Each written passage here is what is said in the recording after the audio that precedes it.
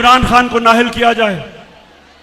और दूसरी कोशिश कर रहे हैं, पहले से इनका प्लान बना हुआ है, मैं आप सबको पहले भी बता चुका हूं।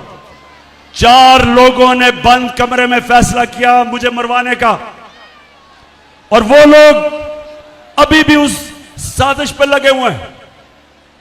उन्होंने दोनों मरियम जो झूठ बोल रहे हैं कि पीएचडी दोनों के पास है, इनको और जावेद लतीफ को, इन्होंने इनसे प्रेस कॉन्फ्रेंस करवाई, और प्रेस कॉन्फ्रेंस करवाई ऐसी कि इमरान खान खुदा ना खास्ता उसने मजहब की तौहीन की है।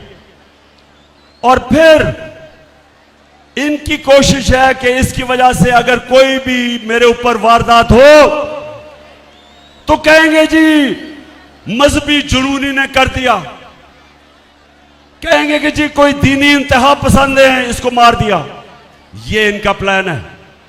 लेकिन मैं आज आप सबको कह रहा हूं, सारे पाकिस्तान में मैं फिर रहा हूं, मुझे अपनी जान से ज्यादा मुझे पाकिस्तान की आजादी की फिक्र है।